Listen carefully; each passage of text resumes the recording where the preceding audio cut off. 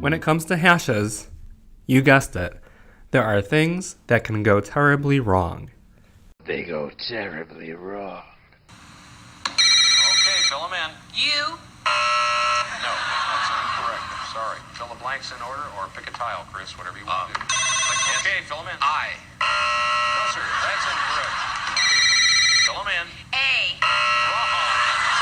I've never had this happen. It's the first time. Chris? I know it. You know it? All right, fill it in. O. Yes. I. Yes. T. Yes. E. Yes.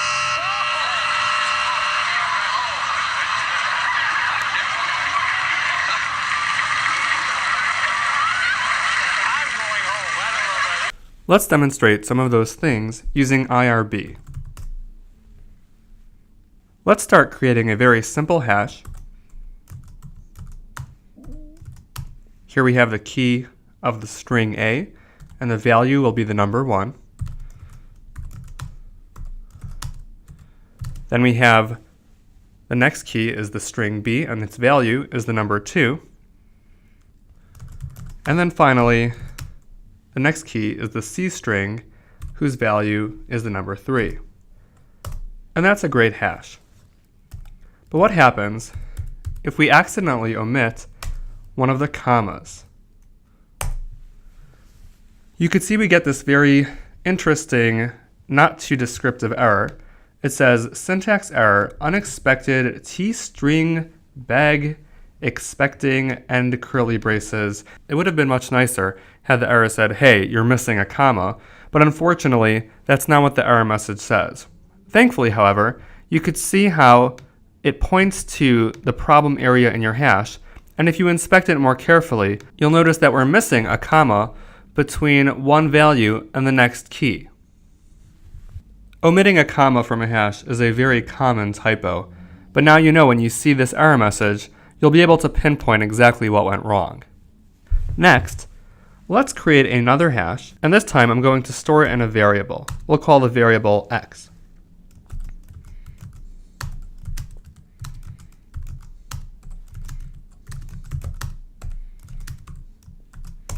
To keep things simple, we're going to use the same hash that we used previously. Again, to look something up in a hash, you simply reference the hash. In this case, we're referencing it through its variable name, followed by square brackets and the key that you wish to look up. So if we look up the B key in this hash, we could see that its corresponding value is the number 2. Now what happens if you try to look up a key that does not exist in this hash? So we're going to look up the D key. However, there is no D key in this hash.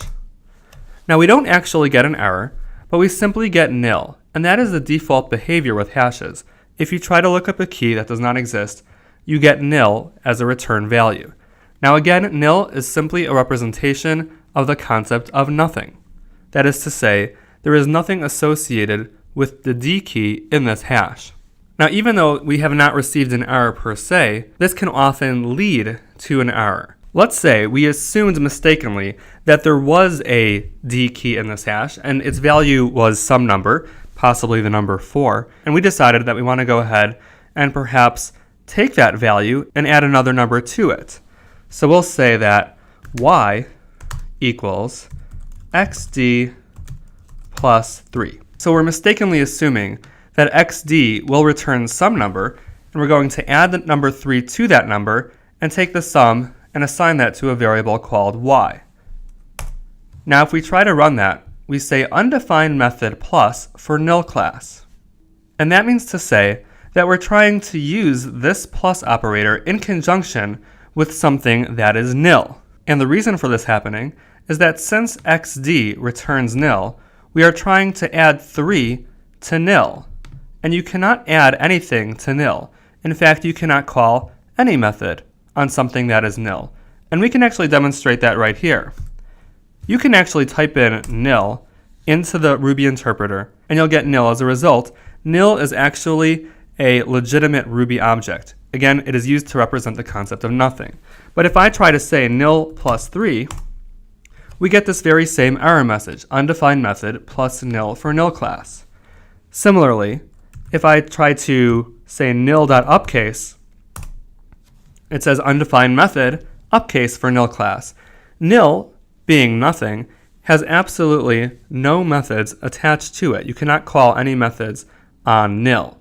Let's demonstrate this in another example.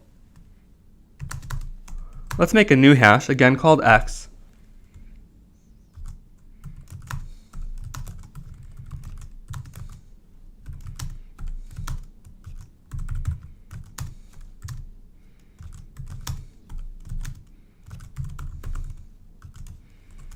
And here we have a hash that has the key of A, a value of apple, a key of B, its value is banana, a key of C, whose value is carrot. Now, if we wanted to take any one of these values and capitalize it, we'd say XA, which in this case would return the string apple, and call the uppercase method on that string. And we'd get this string of apple in all caps.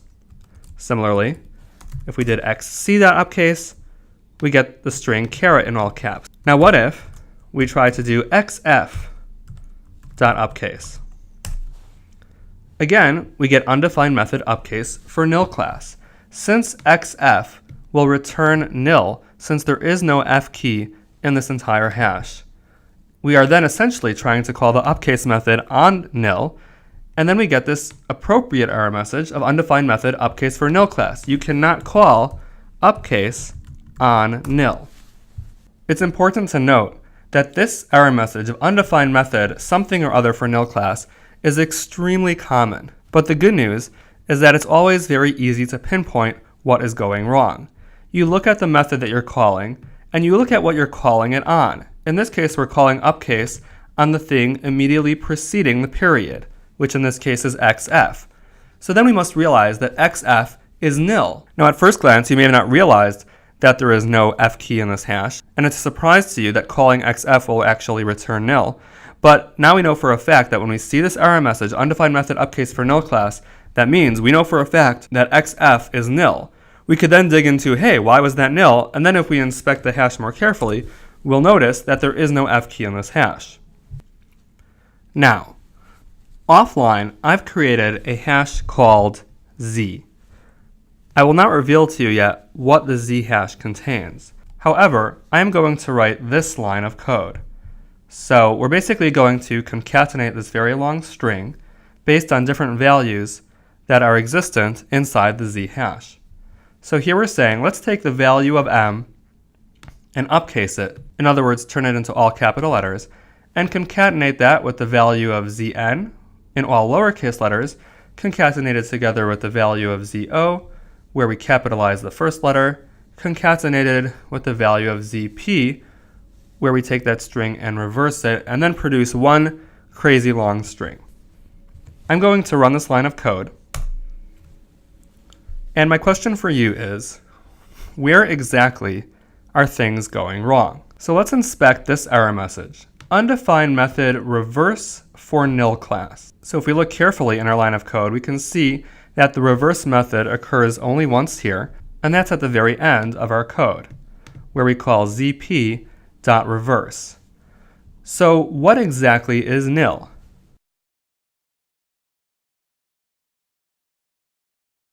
So you can conclude accurately that zp must be nil, because the error message says undefined method reverse for nil class, meaning we are attempting to call reverse on something that is nil.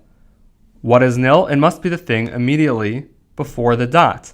That is the very item that we're calling the reverse method on. Indeed, if we look at the Z hash, we can see that it contains keys of M, N, and O, but there is no key for P. Now, an interesting little trick when it comes to hashes is that you can actually change the default value that you get back if you try to call a key that is not existent. Again, with our Z hash, if we try to call ZP, we get back nil. But what if instead we wanted to get back an empty string, or perhaps the number 0, or something other than nil? You could change the default settings of a particular hash like so. The normal way of creating a blank hash would be to say something like variable name equals empty curly braces. But in that case, if you try to call any key and it's non-existent, we get back nil. Another way to declare a hash is instead to say z equals hash.new, and then inside parentheses, say what you would like the default to be. So we can put in an empty string, symbolized by 2 quotes with nothing in between.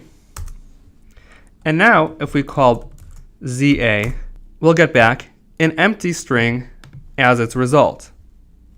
Now look what happens when we inspect the Z hash. There is still nothing inside of it. All we've changed is that when trying to access a particular key from this hash, we're not going to get back nil as the return value when the key is non-existent.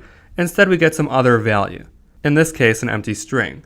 We're going to see how that will be useful in the next episode.